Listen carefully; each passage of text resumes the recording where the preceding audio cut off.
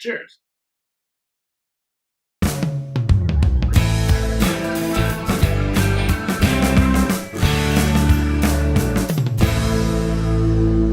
Hey everybody, welcome to another episode of the Motley Stew Show, where I look over the things from the past week and see what interesting things have floated to the top. Let's take a look at the menu for this week.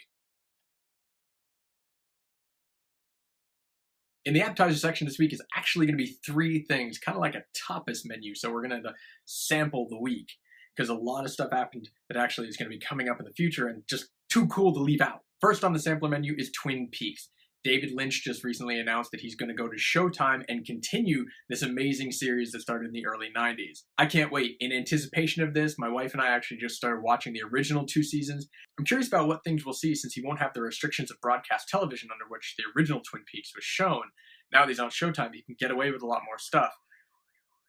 My guess is just more fish. Second on the sampler menu is the people behind the amazingly awesome Lego movie have decided they're going to move forward with a spin-off just around the Batman character. This is too epic to just... I'm excited. You should be excited. If you haven't seen the first Lego movie, you're missing out. Last in this section is an article from Variety that talked about Billy Crystal doing something with the Jim Henson Company. While that was a majority of the article, actually the big hubbub is actually around a small bit at the bottom that talks about Jim Henson Company's development slate of what they're working on. And one of those was a sequel to Labyrinth. Now, I don't know if you've seen Labyrinth, but you should. It's amazing. It's weird. It's just... For many people in my generation, it was just a point in time that we cannot let go of. And just the amazingness of David Bowie playing the Goblin King. Nothing could really beat that. So many people are questioning, though, whether David Bowie would be back for a sequel. And honestly, those same people feel that if he's not back, just let it go. Just leave it alone, because you need to have David Bowie. He really was the key to that. Personally, I want to mention that also in that article at the bottom was a mention of the Dark Crystal sequel. Now, that was announced about last year, so the kind of hubbub around that has died down, but I'm still super excited about it. So in the salad portion this week, something that's actually good for you and good for the rest of the people out there. In Los Angeles, they're actually opening up an apartment complex specifically for homeless people right down near the infamous Skid Row. This 102-unit complex, also known as the Star Apartments, is actually going to have residents that come in and they're going to pay 30% of what they make. And if they make nothing, 30% of zero is zero. The whole thing will be subsidized. While some people might say we're just throwing money at a problem, not really getting to the root of the problem, the people behind this have actually looked at study after study after study that has shown that actually housing homeless people is less expensive than dealing with the fact that they're homeless. Now, you might wonder how that works, but you got to think about the fact that the people who are living on the streets end up going to the emergency room for a lot of the illnesses they get from living on the streets. But if they weren't living on the streets, we wouldn't have to subsidize the medical payments, which are actually more expensive than just giving them a place to live and take care of them. It also helps them get back on their feet, both mentally, physically, emotionally, psychologically, and that helps them get back to being useful members of the society, contributing to the economy. So these are all good things. So for all you fiscal conservatives out there, you should be drooling over this. In the drinks portion this week, I want to reach out specifically to the news networks out there, to anybody else who has a camera or a podcast or a radio show or anything that kind of gives voice to people. And I want to say, stop bringing on Keith Abloh. The man is nuts. The man really does have some sort of psychological obsession with Obama, that he is some sort of deep, dark, twisted soul that hates America, and everything he's doing is actually a secret way to destroy this country from the inside, and some evil Illuminati plot that he's come up with from some sort of abandonment issue. I don't know. I can't understand it either, but he's crazy. Recently, Abloh went on Fox News to say that he felt that Obama was going to let an Ebola outbreak happen in America because we should suffer along with less fortunate nations. There's only so much shit I can take from this guy. And this is actually a good segue into the main course this week, which is about the Ebola outbreak. Yes, someone in the US did contract Ebola. He had actually come here from another country he'd recently traveled to, so it's not like he got it here, but he did come back in, and he had it, and he died in Texas. Now that might be a very scary thing to hear, but one death an outbreak does not make. In medical situations like this, where things can become an epidemic or a pandemic, the biggest thing that actually helps in not letting that happen is making sure that people are well informed and they are not afraid. It is fear that actually helps spread these diseases because people just run rampant. They don't pay attention to the circumstances. They don't pay attention to the protective measures that they can take, and they just go mad. So what's not helping that right now is the right-wing extremist flame fanning that's going on from various people on Fox News, talk radio, all around. There's this chorus that's trying to say that the Democrats, the liberals, and their secret shadow leader, Obama, are actually hoping for this Ebola outbreak to happen for various reasons. Rush said those people feel like Ebola is a payback for slavery. Phyllis Schlafly said Obama wants this to happen because he wants this to be more like Africa.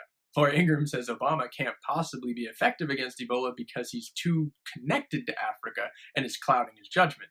Now, Todd Kincannon, the former head of the Republican Party down in South Carolina, really tried to take the cake by saying that people who have Ebola or have contracted it should be humanely put down immediately.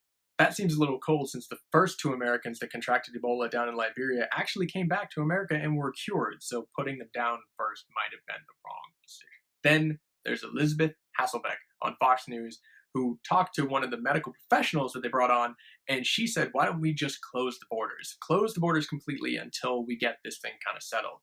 And the guest, surprisingly, shot that down very quickly and openly, saying that was a terribly stupid idea. The reasoning behind that being a stupid idea is because if you shut down the borders completely, the people who are leaving for legitimate reasons from their countries, whether they're running from terror or drug cartels or violence or oppressive governments, whatever's going on, if they try to come here legally and the borders are completely shut, what is more likely is they go back to their countries and revolutions happen. When revolutions happen, governments get overthrown. When governments get overthrown, chaos happens in those countries. And you know what spreads in chaos? Diseases like Ebola. If no one's there in a structured way to actually help those citizens take care of it, everyone's going to get it. And then if it spreads throughout Africa, South America, then we were going to have more problems.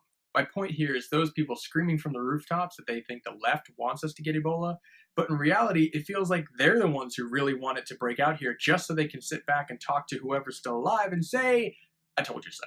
In the dessert portion this week, Neil deGrasse Tyson, our favorite star explorer, actually voiced a cartoon pig on the amazing animated show Gravity Falls. If you are not watching Gravity Falls right now, I'm very disappointed in you. You're grounded. Go to your room, especially if your room has a TV, then start watching Gravity Falls. For the charity this week, I'm actually connecting it to the next portion of the Something to Chew On, is the Malala Fund. What this charity actually does is it brings awareness and funding to countries where girls traditionally don't get educated. So they help fund local leaders to try to build up those schools, build up those educational traditions, build up awareness around that so that the girls in those countries can get a full education and can become functioning members not only of that society, but the global society as a whole. The reason why that's connected to the Something to Chew On section is Malala, and I'm not going to say her last name, we'll just put it on the bottom, just won the Nobel Peace Prize. She is now the youngest person in history at 17 to win the honor. For those of you who don't know who she is, Malala is actually a female education activist in the Middle East. She, even as a child, was bringing awareness to the cause. And because of that, there was an assassination attempt on her life where somebody actually got onto her school bus and shot her at near point-blank range. She almost died, but she made it through and it didn't faze her. It only made her stronger, which many people celebrate. So when she won this prize, globally there was huge congratulations, huge cheers for her honor. But there's still some critics out there that say that she doesn't deserve it. Some people think she's become too westernized, and there are people who actually think that the entire thing was a frame-up, and it was just some sort of conspiracy to get her to become more popular. So what do you guys think? What do you think of her winning the honor? Do you think that she's as legit as she seems to be? Let me know in the comments down below. So that's another episode of the Motley Stew Show. Thanks everybody for watching. In off YouTube news, I actually redesigned my website, moving to the Squarespace platform. And so far, it's just been awesome. So take a look at it. Take a look at the new site down below. And let me know what you think about that too. There's some new articles up there about the Ben Affleck-Bill Maher argument. There's also a small retrospective that I did about the Cut Chemist DJ Shadow concert that I went to. So keep an eye on those. And as for the channel, please go ahead and click the like button, the favorite button, the share button, the subscribe button. All those things are awesome and I welcome your support. As always, here's a little bit of Logan.